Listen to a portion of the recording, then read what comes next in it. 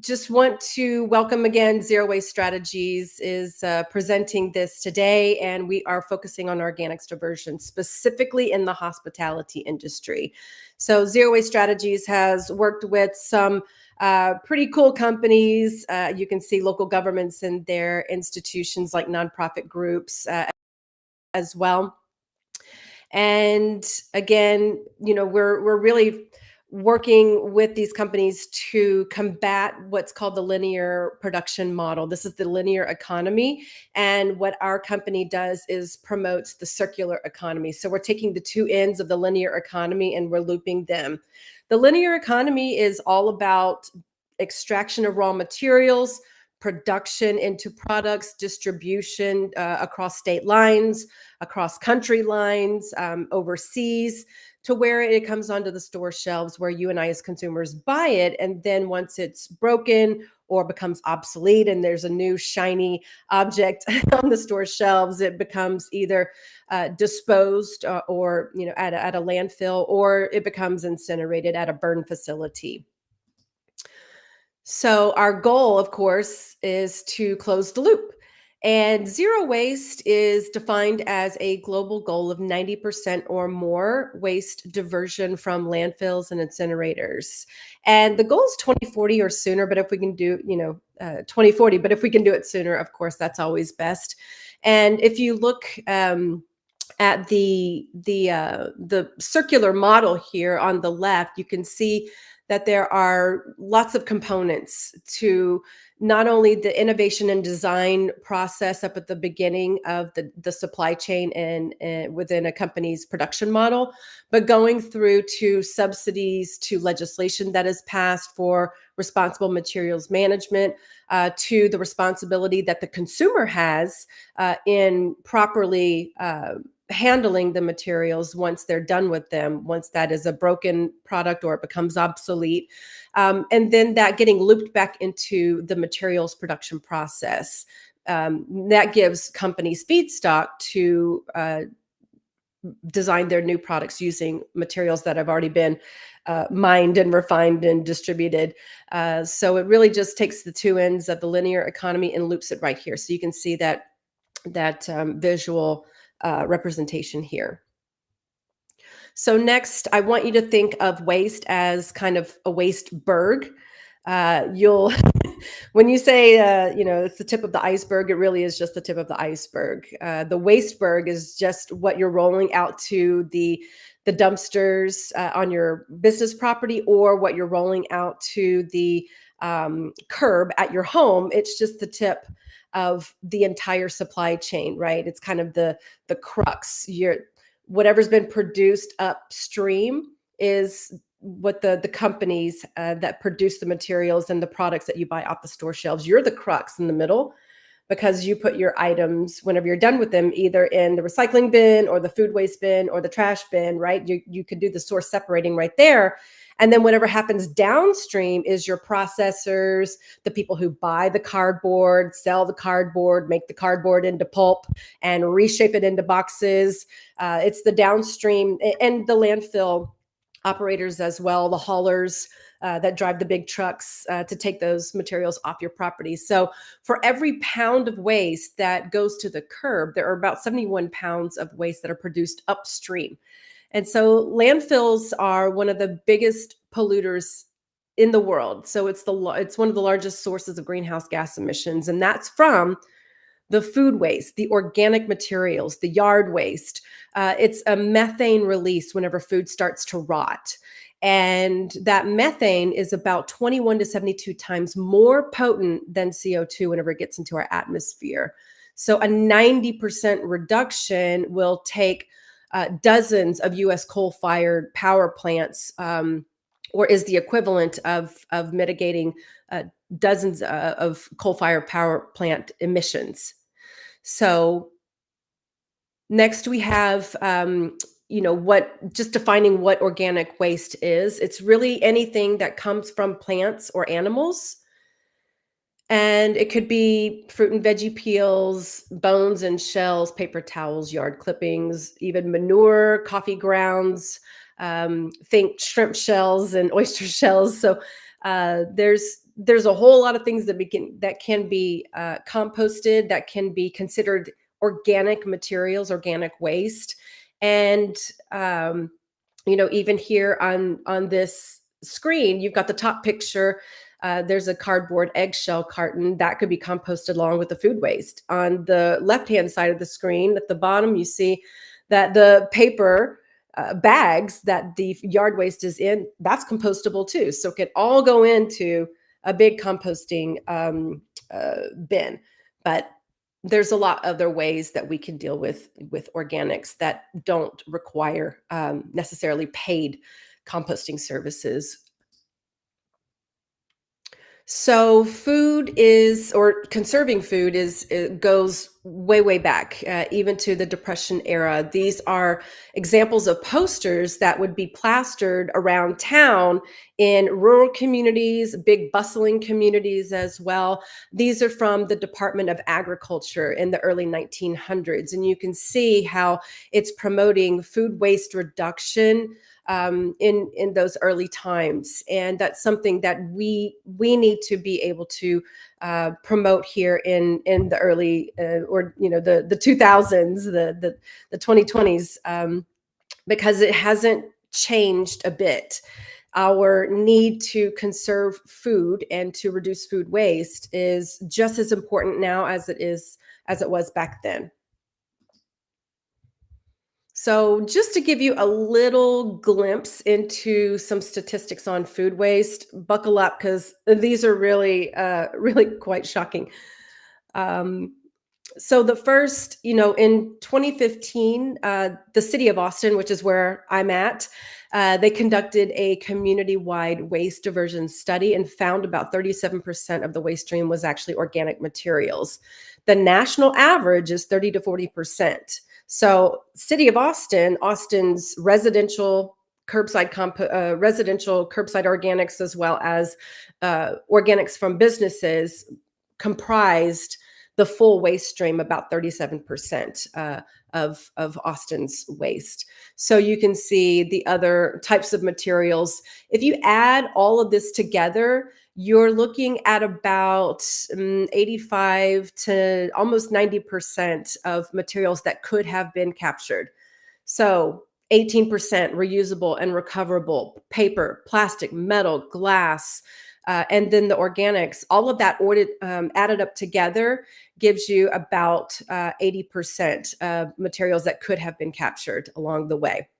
And it was just improperly sorted at the bin system, or people were just not paying attention, or maybe there was some other type of issue where people weren't being guided properly to divert their organic materials. So, or any of their other recyclables. So there's now, City of Austin has an ordinance on the books called the Universal Recycling Ordinance. It's mandatory that all commercial properties offer recycling and yearly education to their employees and their tenants.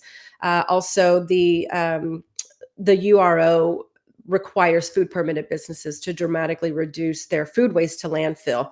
And they can do that in a variety of ways, which we'll cover in a little while, that are not necessarily composting. So here you can see that 25% of the global fresh water supply is used to produce food that actually gets trashed. So think about that. A quarter of the world's freshwater supply grows food that is ultimately trashed. So inside of the 1.3 billion tons of food that is wasted every year worldwide, there are 43 trillion gallons of water that's also essentially wasted. So it's not just about food, it's about the water usage, it's about the land that we use to grow foods, it's about the chemicals and pesticides that are used to deter pests, and also the transportation as well, the emissions from large trucks and rail and ship that bring these foods onto our store shelves, or maybe the big trucks that back up onto your loading dock at your restaurant or at your hotel. It's a really big deal whenever you think about it in the grand scheme of things. So um, Another statistic here is the amount of food that is wasted in the US each day would fill the Rose Bowl stadium. So this represents about $165 billion each year in wasted food just in the US alone.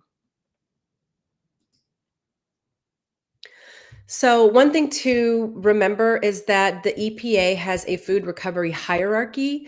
And whenever I talk about food waste reduction, that doesn't necessarily need to go to composting. These are the things that I'm talking about right here is following that hierarchy, that inverted triangle that shows source reduction, feeding hungry people legally, through donations, feeding animals, industrial uses, and composting is kind of at the bottom there before you get to landfill and incineration. So, source reduction, just to go over this really quick, you can see a couple of examples out to the side would be like inventory control, first in, first out. So, folks who are in the restaurant or the hospitality industry understand what food rotation, inventory, first in, first out mean. It's all about dating the food and using it before it goes to waste. So, um, also, we're here to bust the myth that foods can't be legally donated, and that if you do donate them and then somebody gets sick, you might be held liable legally. That's not the case. In 1996, the Good Samaritan Act was passed, and it covers federally all US based food permitted businesses. And if you donate foods to feed hungry people that are still consumable by humans, then you are not only covered, but you can track that on a manifest, add it to your tax documents, and get an IRS rebate or a refund or a credit on your taxes. So it's kind of a win-win there. You have to be able to work with a kind of a local, like a local nonprofit that does food redistribution, and all of their employees or their volunteers are trained in proper food handling, and that everything is stored at the proper time and temperature standards for your state's health code. So make sure that those are the things that you're following, and that you've got a plan set up with that food redistribution nonprofit first before you start looking to hoard a bunch of food, in your walk-in cooler or your freezer, that's ready, but the logistics piece isn't in place just yet. You got to get your contact the nonprofit first, get a logistics plan together, find out how the transportation is going to happen and when they can come and pick up. Then you can start putting a call out to them whenever you're ready for the food redistribution and donation piece of it. If foods happen to be stored for legally donating to feed hungry people in the community, but they've gone past their expiration date, or they're starting to get a little mushy, or, you can always, if they're not consumable for humans anymore, but they're still okay, you can feed hungry animals working with local farmers and ranchers. They need to feed their livestock. So it's really helpful for them to be able to take that off your hands, usually for free. They'll deal with the logistics and transportation, and it's one more thing, that doesn't go into your landfill dumpster. And this way you're not paying for it on the back end to have it carted away from your property. So keep that in mind as well. Industrial uses would be more like for beautification. So at least the city of Austin, I believe they have a contract with the local composter. Well, they'll do beautification in roadway medians and at local parks where they can use mulch and compost to to put down and to help with soil erosion. And you can also, there's loads of biofuel manufacturers who will go by your fast food restaurant and suck out the oil trap, the grease trap, and they'll take the yellow grease, they'll take it back for refining, and they make it into a biodiesel, which can fuel diesel engines. And then at the bottom, you've got the composting, which is, and all of these ones at the top four are usually free. Composting is either on site, so you have a tumbler on the side of your property, and it's closed, it's got a lid, and you're keeping the odors and pests away.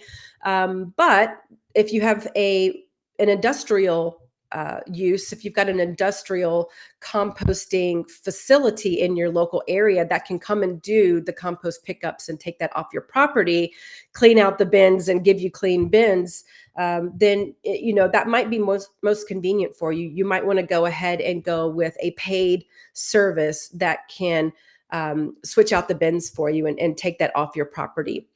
And then at the bottom, of course, is more of a disposal method, not a diversion method. So everything that's not in gray is diversion. At the bottom in gray is disposal. And that's why those two things are very, very different. Um, Disposal requires burying and burning. And so we want to use the higher and better uses in the purple, blue, green, yellow, and orange categories. So the grocery cycle, this can be used at home as well. I like to put in things that people can uh, take to the office, but also use at home. So the grocery cycle is very important because that's where the food waste is actually produced most of the time. So inventory your household food stock or inventory your cold walk-in cooler and your freezer. Make sure that you're doing inventory. I don't know, probably once a week is pretty good. Maybe other once every other week, but whatever is best for your business. And then research recipes that are on hand. What do you already have on hand that you can use in recipes? So you don't have recipes where you have to buy all the ingredients. You can have recipes where you only buy maybe 3 or 4 ingredients. So you can use this in a business sense as well. I think it's really important if you've got kind of a corporate kitchen and you have employees to serve. Your chef and your cooks should be used as a reference and a resource. They know what is on hand. They know what's about to expire and what needs to be used sooner rather than later so that you don't get to the point. And you don't miss out on the nutrition of that food as well as the money that you've already paid to buy that food to come into your business. So you don't want to buy it, let it rot, and then it goes out to the dumpster where you're paying for it again. So it's really important to give your chefs, your workers, your cooks in the back of the house some autonomy to do the daily menu and the soup du jour and whatever's a la carte that people can order that may be soon to expire, but is still consumable by humans. So keep that in mind, and consider smaller purchases more frequently. So you don't want to buy everything for a month and things start to rot. What you do want to do is buy smaller, make purchases maybe every 3 or 4 days so that you have the freshest quality. And think about bulk purchases. That's usually a lot cheaper. And that could be, your dry goods, grains, pastas, and beans. Think about frozen foods, your meats and veggies, and even fruits. And then what does that say? Food rotation. Yes, this is the first in, first out piece that we were talking about. So doing your dating, all of your produce and your proteins that come in, and making sure that they're being properly rotated. So write the date of what I mean by dating is write the date of purchase, write the date of inventory, whenever the intake of that inventory. And the second it goes into the walk-in, there should be a date on the containers so that you know exactly what should be prioritized in your walk-in. And then make sure to reuse any veggie scraps that you've got for stocks and soups and sauces.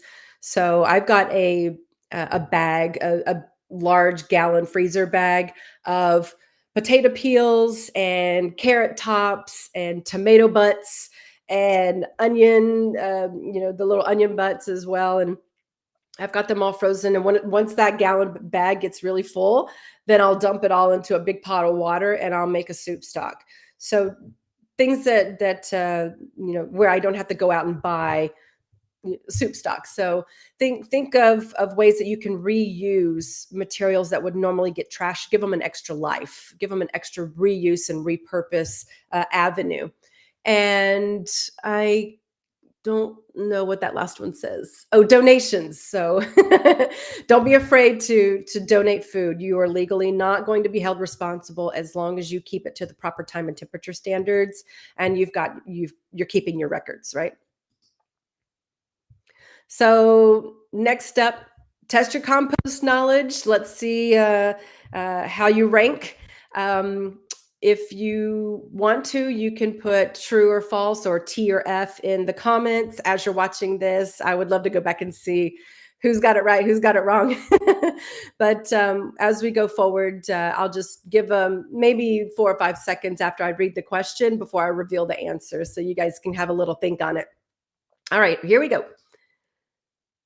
So, first up, is it compostable? Paper hand towels can be recycled, not composted. Is that a true or false?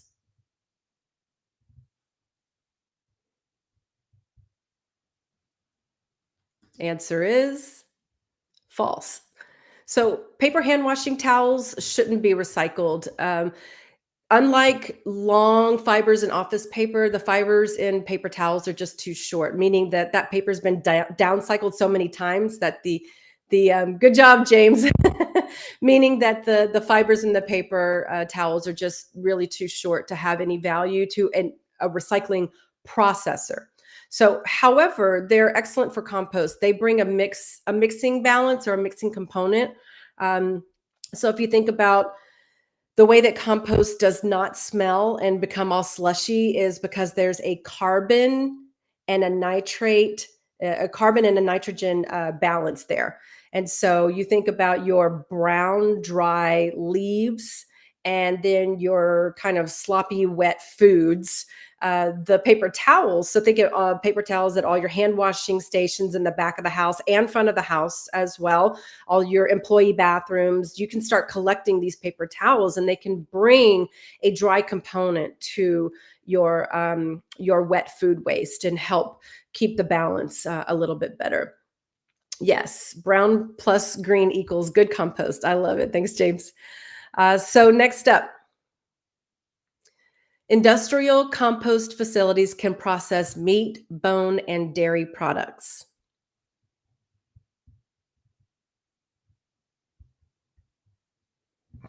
All right.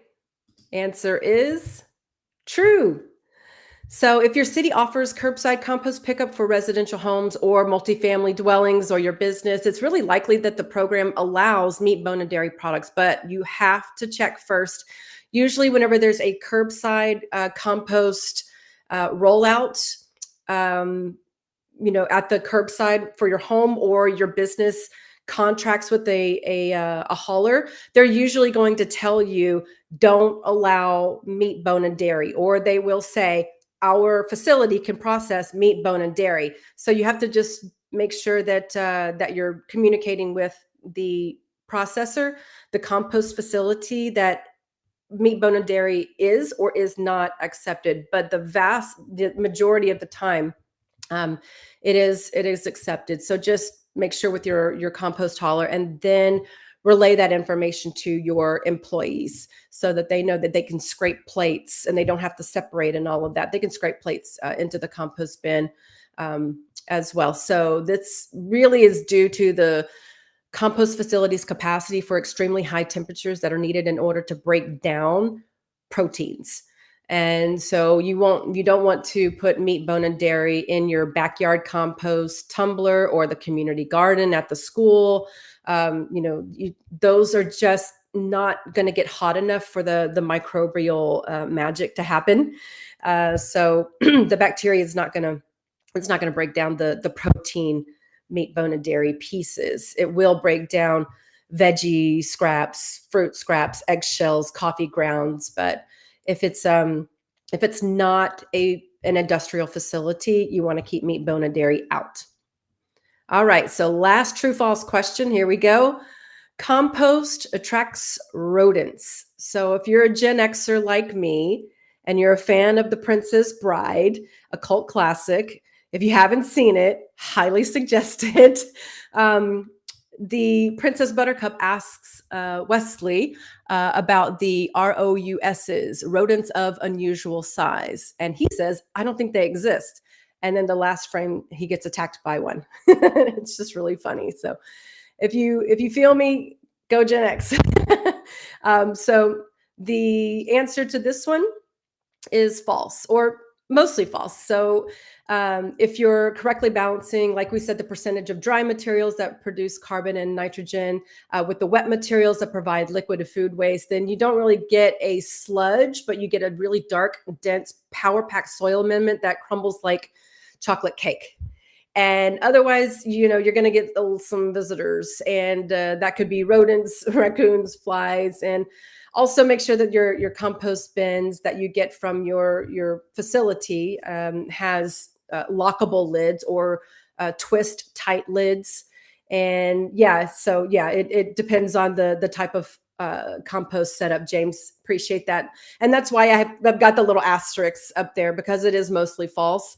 But you do have to be careful and make sure that your balance is correct, and that you're locking your lids and screwing them on very tightly, and that the compost hauler is responsible for cleaning, or to switching out your bins with clean bins. Or maybe you've got the green BPI relevant, the BPI acceptable compost bags, to where you don't have to worry about the inner lining of your compost bins being soiled.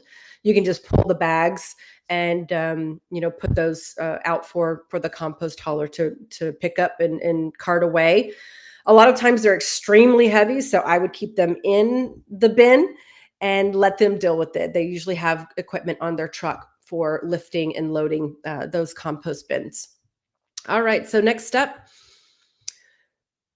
oh, the holidays. We've got 4 major holidays back to back to back to back. So we've got, we've got Halloween, and then we got Thanksgiving, and then we've got Christmas, and then we got New Year's. And Christmas also has global celebrations as well, seeing as Christianity is not the only religion out there. There's Kwanzaa, and there's Hanukkah, and there's so many other celebrations that happen. So it's not just Christian families that are celebrating the Christmas holiday. It's people around the world, and this is really where we get a massive uptick in our waste production. Unfortunately, not only at home but at the office too, right? Think about all the holiday parties that are catered, all that food waste that goes to the trash heap, or that goes yes, that goes to the compost bin. So, how can we reduce the food waste around the holidays? So here are a couple of things to remember. And this is more general. So the use by versus the sell by versus the best by date, what is the difference? And so the dates are really labeled on food products by the manufacturer, not the government. And so the dates point to peak freshness of the manufacturer's product, and when the quality of the product starts declining. So the dates really don't have anything to do with food spoilage. And besides baby formula, there's really no other requirement by the FDA for expiration dates on foods, period. So right now, the FDA is working to support an industry-led effort to reduce the confusion for consumers with more consistent best if used by dates.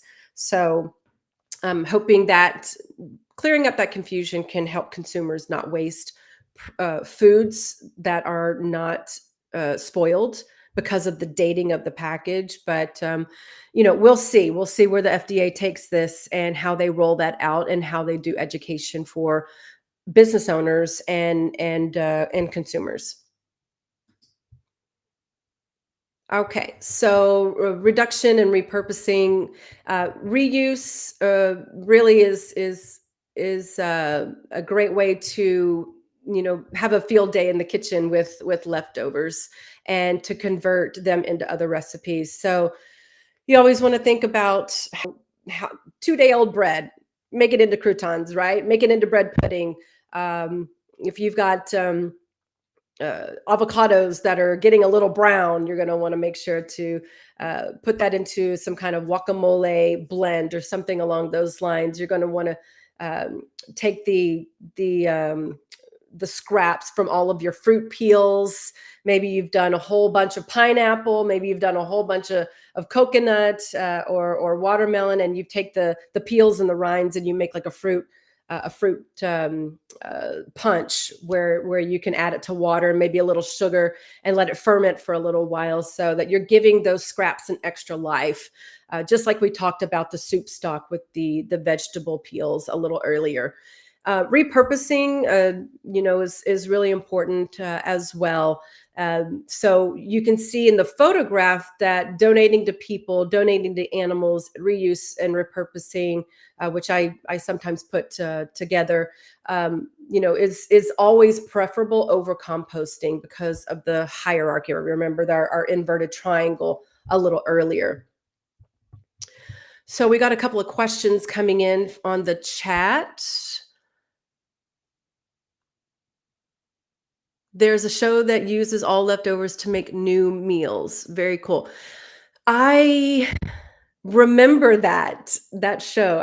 It was super impressive, and I got a lot of good info from that. They don't make the show anymore, right? Um, but there are cooking demos where they're taking food scraps as well. So you can maybe look up some cooking demos on YouTube that uses food scraps or redevelops or repurposes foods from one iteration into another without dealing with any food waste, and incorporating that into the new recipes. So I would take a look at that. Yeah, I think that show was on NBC, or what's the one with the peacock, that is that ABC? Um, no, I think it's NBC. But either way, I do remember that, Wendy. I know exactly what you're talking about. So maybe it's called Best Leftovers Ever. So fun on Netflix. Oh, okay, got it. So maybe I'm thinking of a little bit. Of a show that aired earlier, and what I was thinking was more in like 2006 or 7, but it seems like uh, you're thinking of a show that may be a little bit more recent than that. So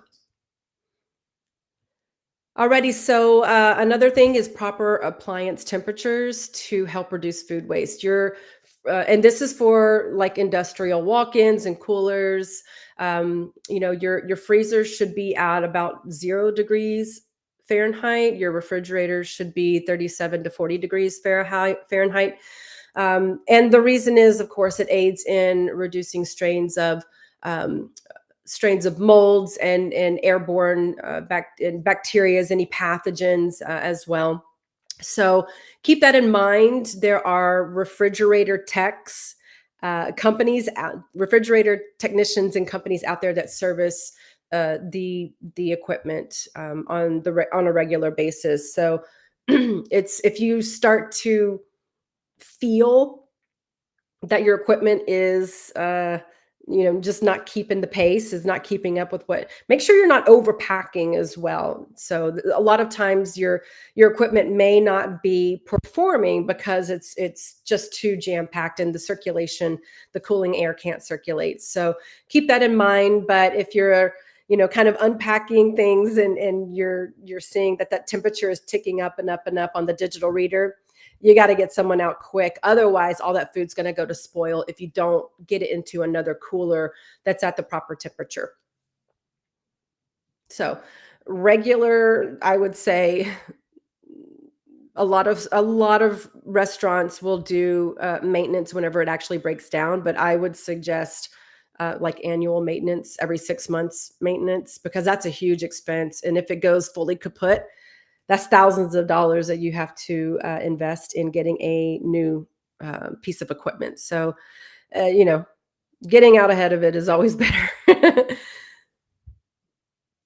So we're going to wrap up here, and you can always learn at your own pace. The Zero Waste International Alliance I have linked here, and if you want these slides, please let me know. I'm more than happy to to send them over to you or to send this recording over to you. The Zero Waste International Alliance is the global alliance that has put together the definitions of zero waste, the 90% waste reduction, right?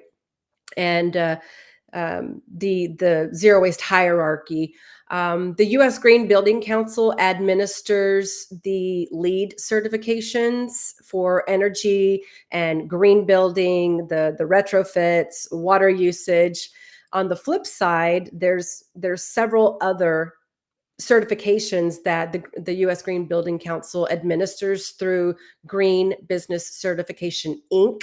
They're the certifying arm under the overarching umbrella of the U.S. Green Building Council. So there's like WELL and sites, but the one I really want to talk about is TRUE, and TRUE is for zero waste facilities. So it's kind of like LEED, but it's for waste and waste reduction.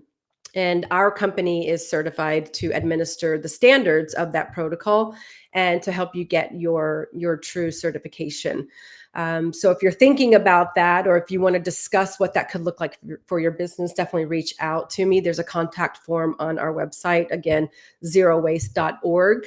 The Ellen MacArthur Foundation is really a global organization that is leading the charge on circular economy and getting us out of that's fostering the transition between linear economy and circular economy. The Five Gyres Institute deals with ocean plastics, so another great one to look into. And then if you have kids and you want to explain these kind of big ideas around climate change and sustainability, extended producer responsibility, there's lots of little cartoon vignettes. They're maybe like 20-30 minutes long, right? Perfect for kids, but it really kind of breaks down the strategy and puts it in terms that anybody can digest. So it's one that I like to, whenever they come out with a new cartoon, I'll send it to my nephews to help educate them on that. So just something to keep in mind, and you can forward that any of these resources on to any of your peers or folks that you live with in order to start developing out more zero waste commitments in your own household or at your office. So my final question for all of you is, if we're not for zero waste, how much waste are we for? And with that, I will leave you with my contact information. We're on these social media platforms. And if you have any additional questions, go ahead and drop them in the chat and we'll fire away.